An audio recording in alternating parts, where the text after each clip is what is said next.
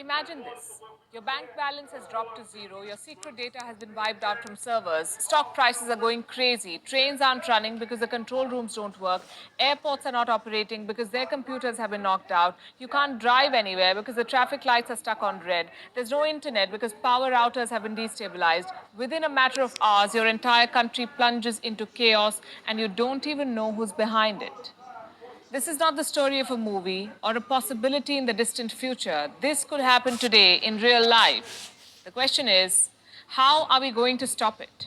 Hello and welcome to Gravitas Plus. I'm Palki Sharma Upadhyay. On the 4th of July, as America celebrated independence, a cyber criminal gang was on a hacking spree. It infiltrated a Florida-based IT firm and launched a ransomware attack. The hackers stole troves of data and demanded $70 million in return. The victims included more than 1,500 organizations around the world, government agencies, small businesses, banks, supermarkets, even schools. It's been called the biggest ransomware attack on record. The attack over the weekend underscores the need for companies and government agencies as well to focus on improving cybersecurity. Who was behind this attack? The cybersecurity community says it could be REvil, a group of hackers that was also behind the SolarWinds hack of 2020. That's when a Trojan horse exploited the software of three US firms, Microsoft, SolarWinds, and VMware. What happened next?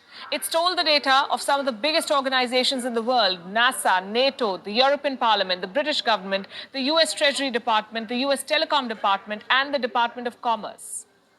Who exactly were these hackers? Well, no one knows. Some say they're from China, some others say they're from Russia. Their identity remains a mystery. What does all of this tell you? That the world is entering a new age of warfare, one that could change everything that we know about human conflict.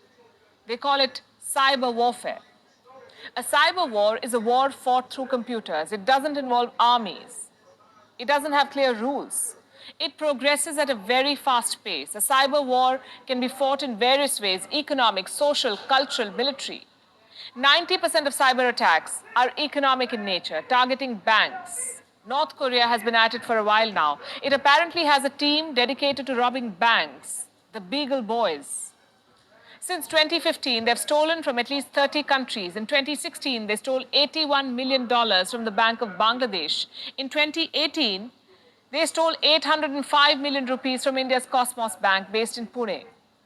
Cyber wars are launched for money, also for power through propaganda, misleading the public, sowing disinformation, the kind of cyber warfare that Russians are said to have aced. They've been accused of meddling in the 2016 US presidential election, of manipulating voter database, hacking the campaign of presidential candidates, spreading propaganda on social media.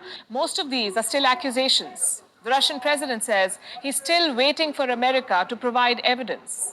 Мы хорошо знаем, нас в чем-то только не обвиняли в вмешательстве в выборы, еще там кибератаках и так далее. Причем ни одного раза не удосужились предъявить какие-то доказательства. Просто голословное обвинение. Я удивлен, почему. Number 3. Intellectual property rights. This is another big arena of cyber wars. The country acing it is China. In April this year, a network of suspected Chinese hacking groups carried out a cyber attack on Microsoft emails of at least 30,000 American organizations. It's not clear how much data and ideas they stole. And then we have military attacks, the most potent threat. This includes espionage, corrupting information, disrupting military programs, controlling command rooms. Now, most of us tend to think of Russia and China when we think of such attacks. No one ever thinks of America, probably because the Americans are good at PR, always portraying themselves as the good guys. But Washington's capabilities in carrying out cyber strikes are unparalleled. Have you ever heard of Stuxnet? It was a computer worm detected in 2010.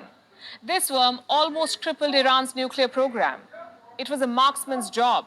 The worm was introduced into an Iranian power station through a USB flash drive. It then spread across the nuclear network, explored it, and looked for weaknesses. Once it found them, the worm altered how the key systems operated, leading to the failure of critical components. How much damage did it cause? Quite a lot. It damaged at least 984 of Iran's uranium-enriching centrifuges or machines.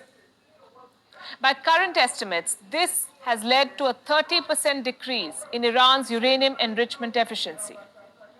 Who was behind this worm attack? It was said to be the handiwork of the CIA and Mossad, Israel's intelligence agency. Says who?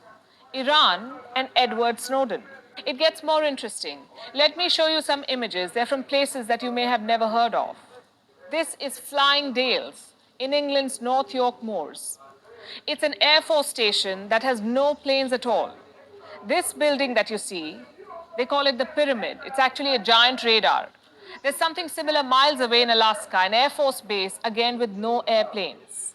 There's another one located far in the south at Beale, a small town in the deserts of California.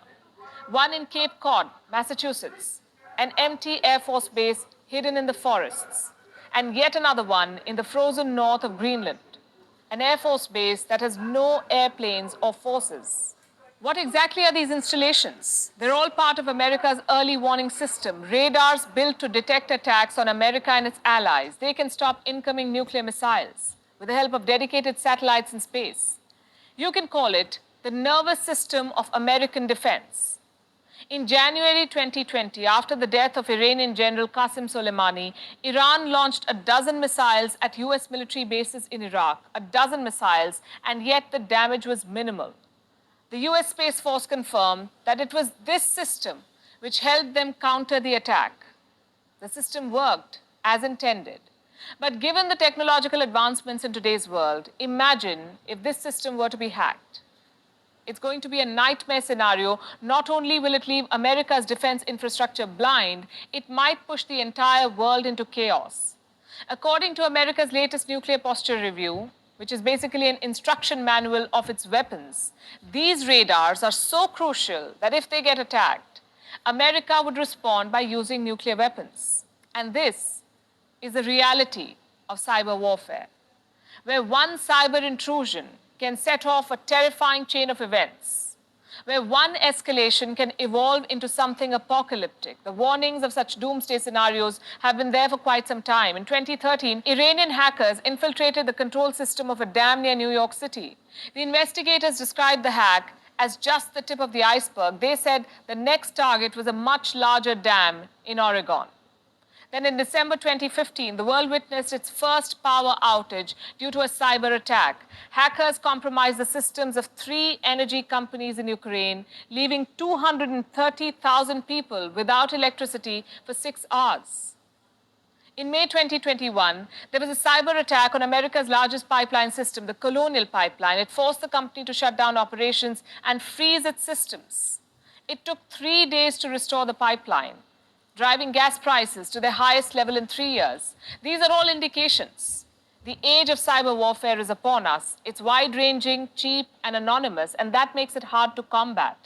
It can result in the collapse of supply chains, markets, even governments. Basically, anything with an internet interface is at risk now. We'd like to believe that it's the government's job to protect us. But this is an undeclared war against an invisible enemy. So you have to be on your guard as much as your security agencies. How do you do that? 8 simple steps, we're told. Use secure internet connections. Check links before clicking them. Keep your system software